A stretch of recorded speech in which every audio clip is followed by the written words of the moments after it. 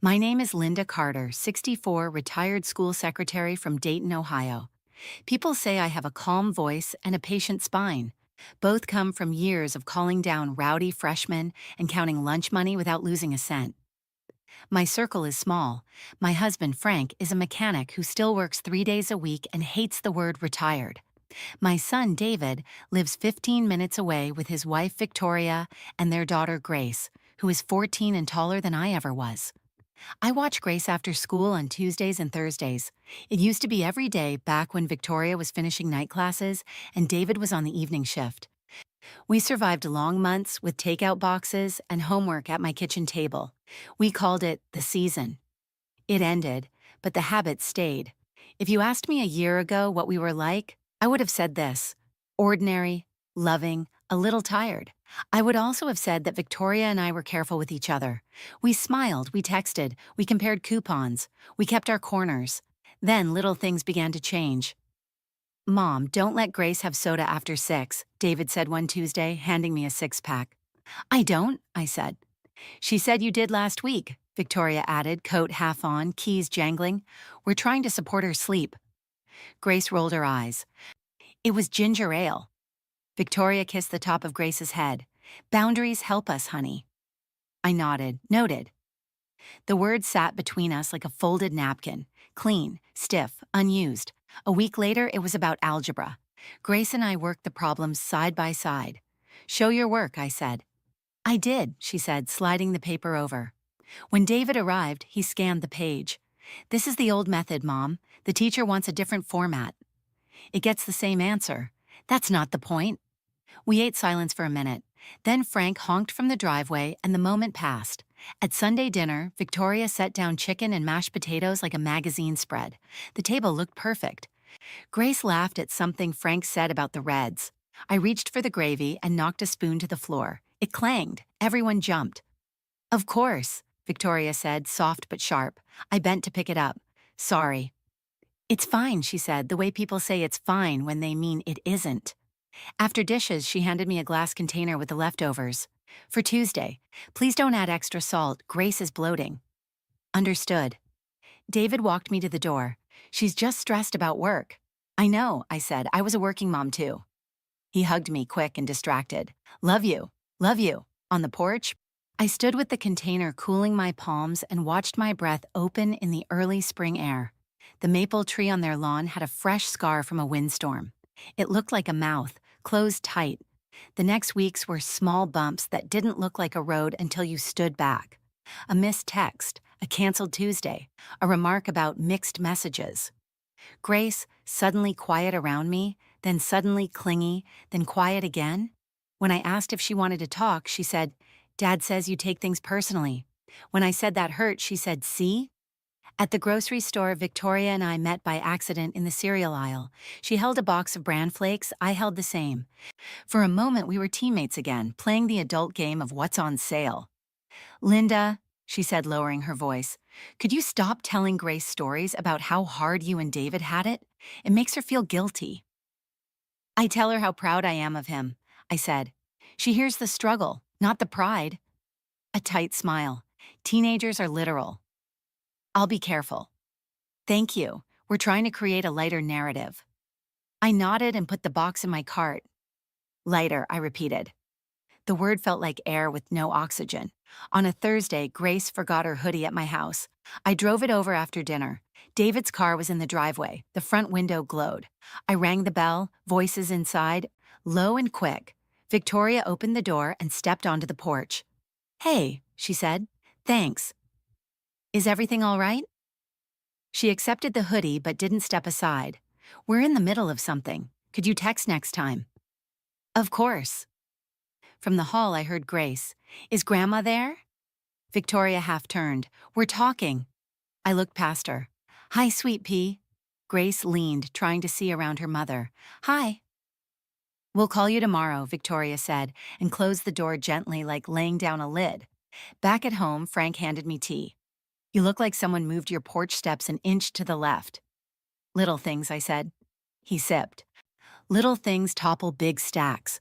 I went to bed and stared at the ceiling fan, counting blades.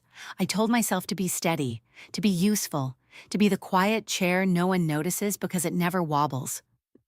2 days later, a text arrived from David. Family meeting Sunday, 5 p.m., important, no emoji, no hint. I read it twice. I put the phone down, I picked it up again. I typed okay and erased it. I typed will be there and erased it. Then I sent a thumbs up and felt ridiculous. Frank looked up from the paper. What's the weather? Clouds, I said, and wind. He turned a page, take a jacket. I did on Sunday at 5, with a pie I didn't need to bring and a list of ways to be agreeable. I did not know it yet, but that was the last ordinary hour of my life. The family meeting began with folded arms and shallow smiles. We sat around their dining table. Victoria had her laptop open, notes already on the screen. David cleared his throat. This isn't easy, he began, but something happened at school. My stomach tightened. With Grace? Victoria nodded. She skipped math class last week. The school called me. When we asked her why, she said you told her it was fine to leave if she felt stressed. My head snapped up. What? I never said that. Grace shrank in her chair, eyes on her lap. You said sometimes taking a break is okay. I meant stepping outside for air, not walking out of class. David's jaw tightened. Mom, the school called us, not you. This isn't acceptable. I agree it isn't acceptable, I said quickly, but I didn't tell her to skip. I'd never do that. Victoria's voice was cool. Maybe you didn't mean it that way, but Grace interpreted it that way, and teenagers need clear rules. I turned to Grace. Sweetheart, you know I'd never— Don't put pressure on her, David cut in. She's already embarrassed. The words landed like a slap. I sat back, stunned. Victoria typed something into her laptop.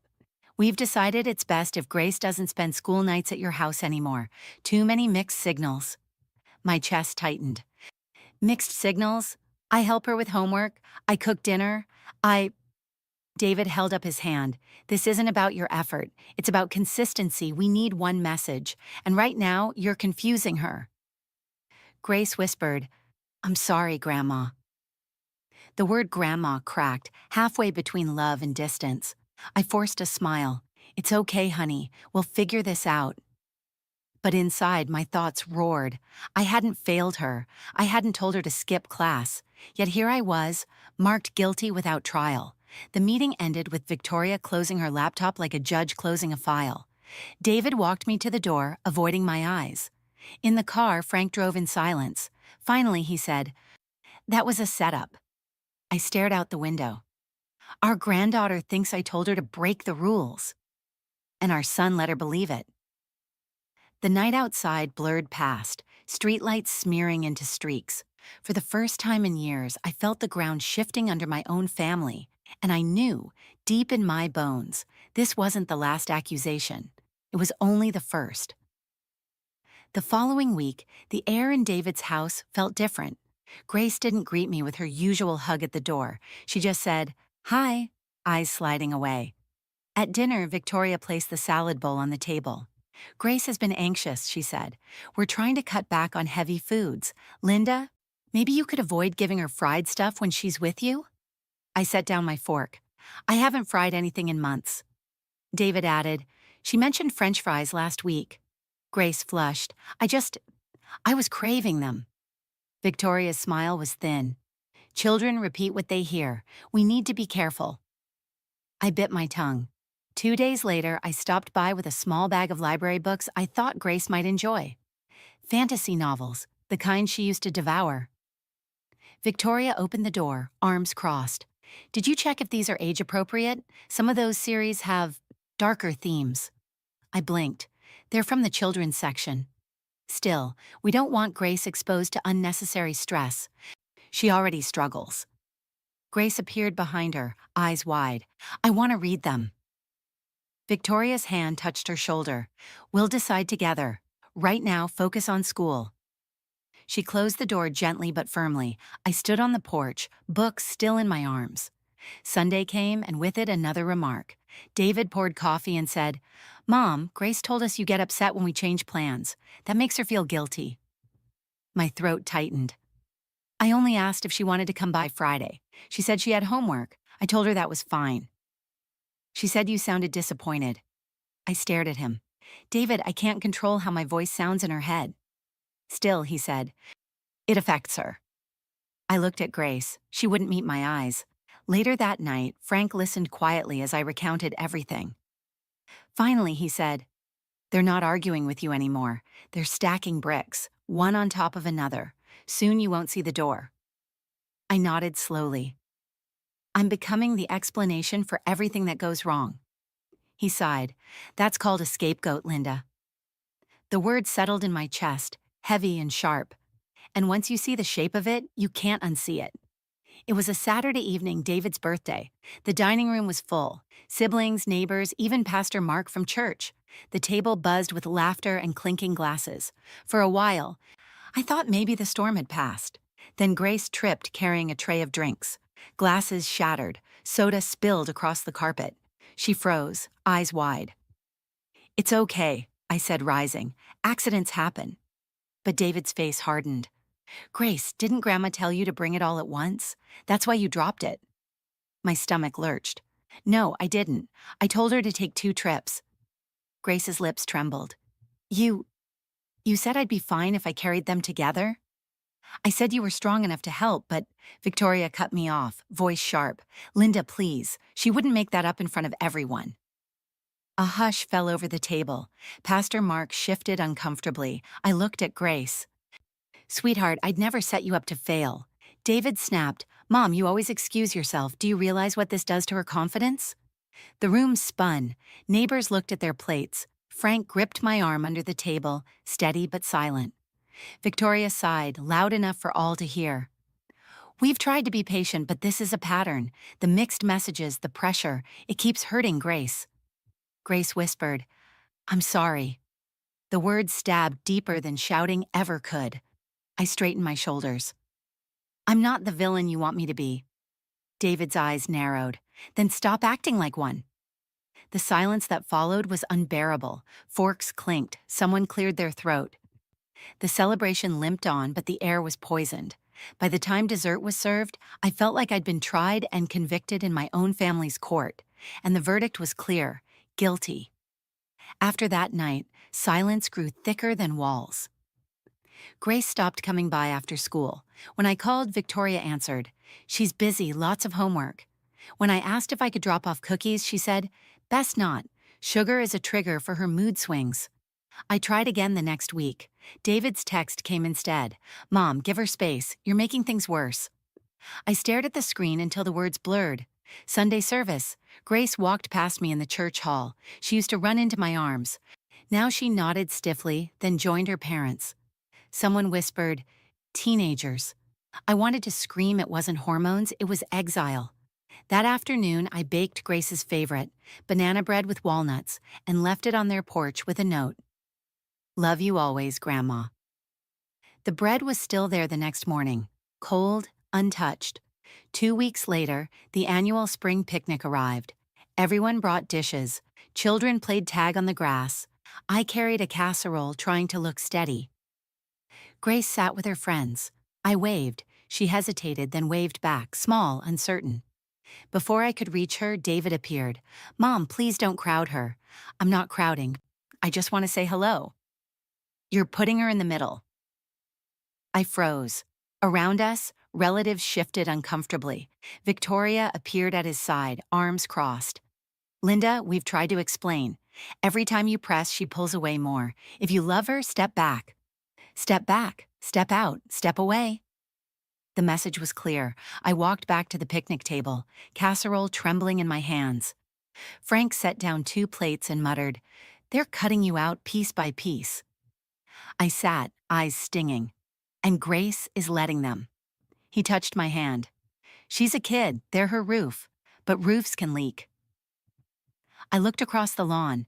Grace was laughing at something her friend said, hair shining in the sun. She didn't glance my way again. That night, I lay in bed and whispered into the dark, if I'm not her grandmother anymore, then what am I? The silence answered, nothing. For the first time, I believed it. One Wednesday afternoon, I was pruning roses when Mrs. Jacobs, my next-door neighbor, called out from her porch. She's in her 70s, a retired teacher who knows every rumor in town.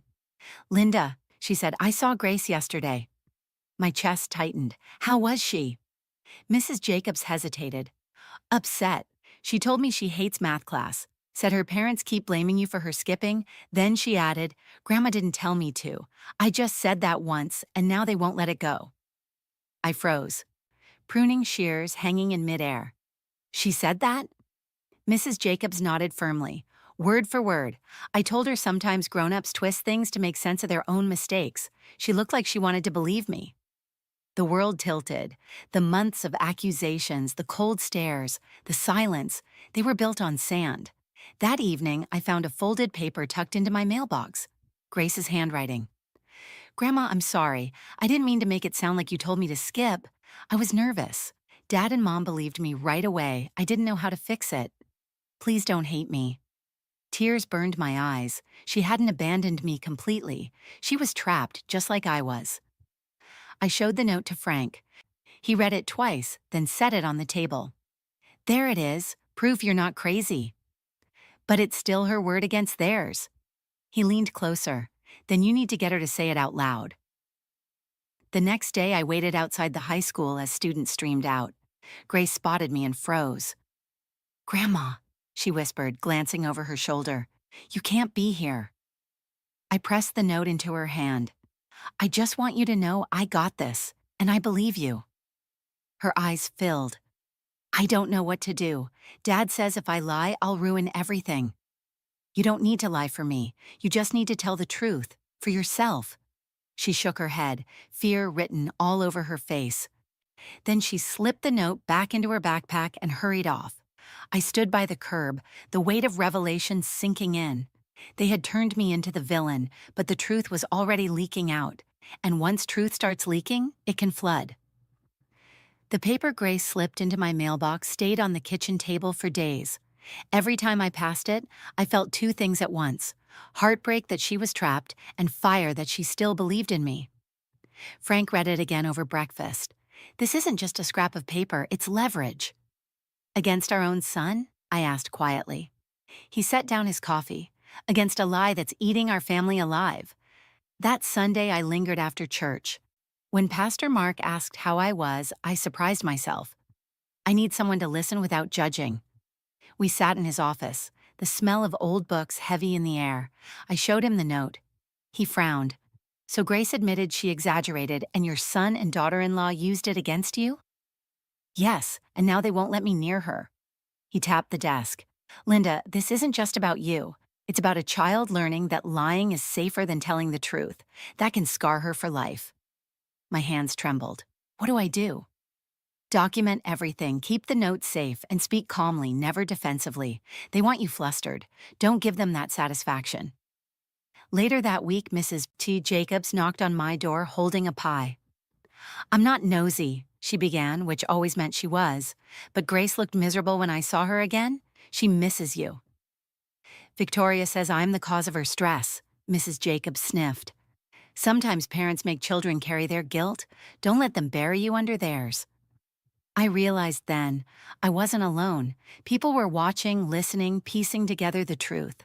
That night, Frank spread papers across the kitchen table. Old text messages, dates of canceled visits, little patterns of exclusion. If they keep pushing, we'll show everyone what's really happening. I stared at the pile. It feels like building a case. He met my eyes. Because it is. For the first time in months, my heart steadied. I wasn't powerless. I had Grace's note, I had witnesses, and I had a plan. The scapegoat they built was starting to crack, and I was ready to push until it shattered. David called on a Tuesday evening. His voice was clipped. Mom, we need to talk. Tomorrow night, our house, 8 o'clock. When we arrived, the air inside was stiff. Victoria sat at the dining table with a notepad like she was chairing a board meeting. Grace lingered in the corner, earbuds dangling but no music playing. David folded his arms. Mom, things can't go on like this. Grace is struggling. You keep undermining us. I forced my voice steady. I've been accused of things I didn't do, and it ends tonight. Victoria raised an eyebrow. Are you suggesting Grace lied? I turned to my granddaughter. Her eyes widened. No, I said carefully. I'm saying the story got twisted. And I have proof. I pulled the folded paper from my purse. smoothed it on the table. Grace's handwriting clear as daylight. I didn't mean to make it sound like Grandma told me to skip. I was nervous. Dad and Mom believed me right away. I didn't know how to fix it. David's face drained of color. Where did you get that? From Grace, in my mailbox. Grace's cheeks flamed. Victoria slammed her notebook shut. This proves nothing. Children scribble things all the time. Except this isn't a doodle, I said sharply. This is her voice, her truth, and you've been using her fear to scapegoat me. David stood, palms flat on the table. Stop turning this around. You've always been dramatic. Frank cut in, voice low but firm. Enough. You've painted your mother as the problem for months. Meanwhile, your daughter is drowning under the weight of your expectations. The room fell silent. Grace's lip quivered. She looked from me to her father, then whispered, "It's true. Grandma never told me to skip. I just said that once because I thought you'd be mad at me." The words cracked the air open. Victoria froze. David's jaw locked. I leaned forward. I am not your scapegoat, and I will not carry blame that doesn't belong to me. For a moment, no one moved. Grace's voice, small but steady, was the only sound left in the room. I don't want to lie anymore. And with that, the house of cards they'd built began to shake. The silence after Grace's confession was a chasm. No one dared move, as if any sound might send the whole family crashing into it. Finally, David muttered, "You don't know what you're saying." Grace's voice sharpened. "I do. Grandma never told me to skip. I said it once, and you believed it because you wanted to." Victoria's cheeks flushed. "Grace, watch your tone." "No," she snapped, louder this time. "You used me to blame her. Every mistake I make, you shove onto Grandma like it's her fault, but it's not." David's hand clenched into a fist against the table. "We were protecting you." Grace's eyes burned. Protecting me from what? From the only person who listens to me? From the only one who doesn't treat me like a project? Victoria inhaled sharply. "That's unfair." "No," Grace cut her off.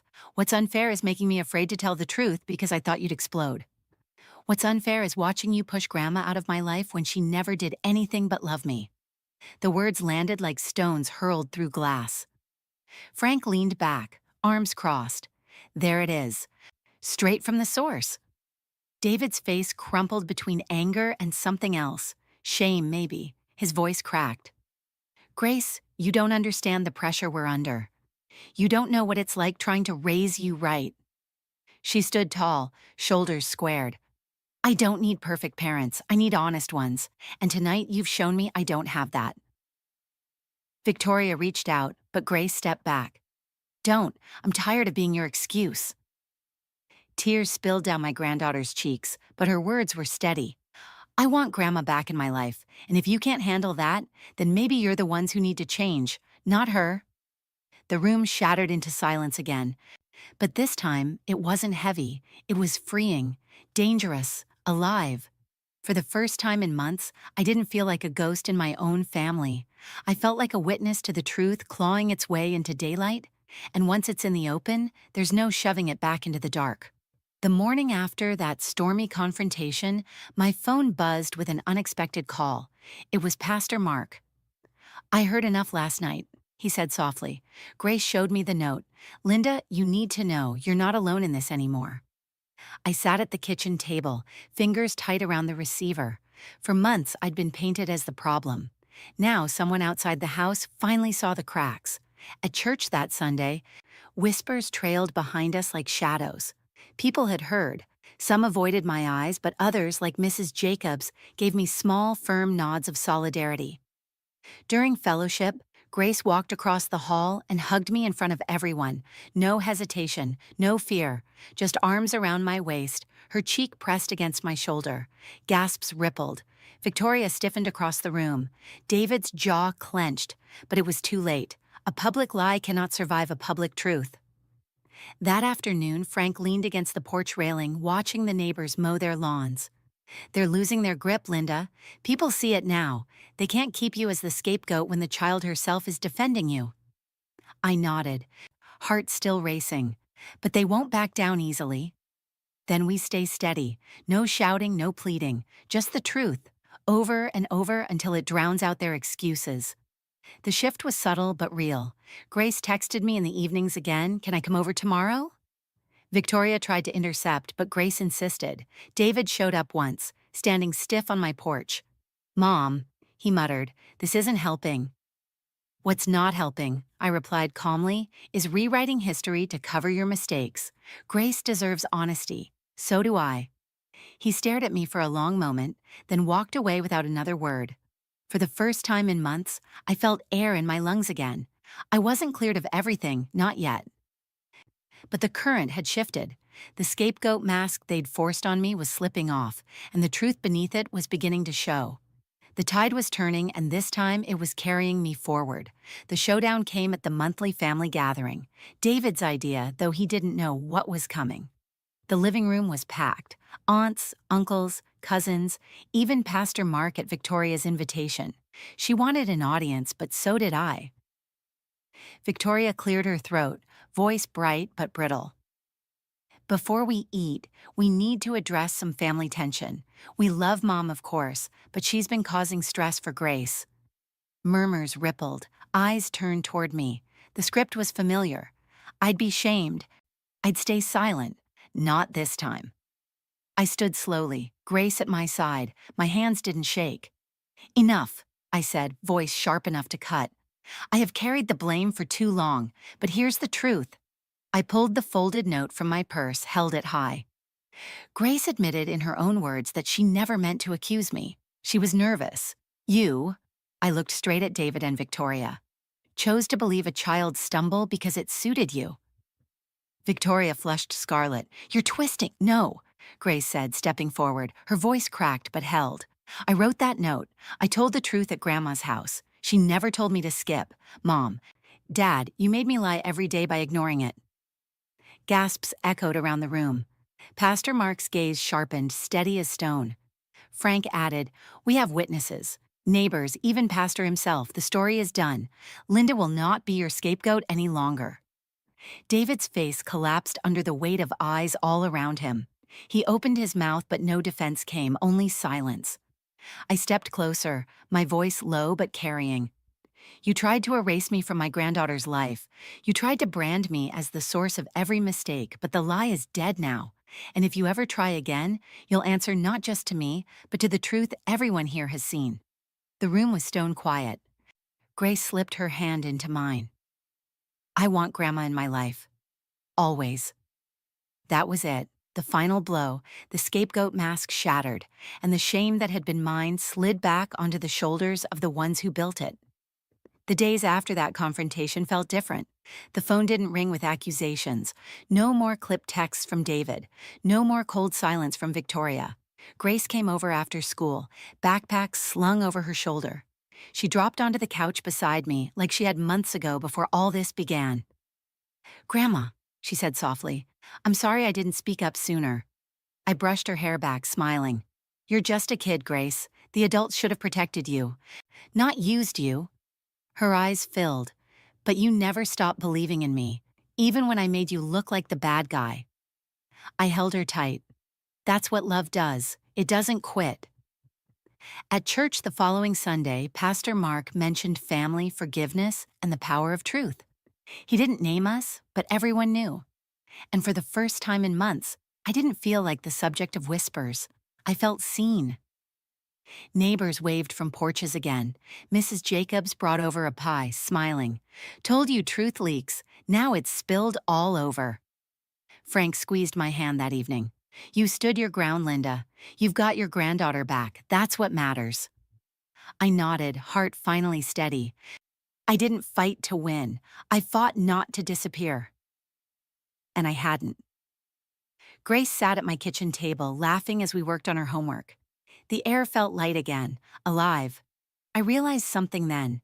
Being a scapegoat hadn't broken me. It had sharpened me. And now, no one could twist my silence into guilt again. I was done being the ghost in the room. I was Linda, grandmother, fighter, truth teller, and finally, I was free. If you've listened this far, thank you. If this story moves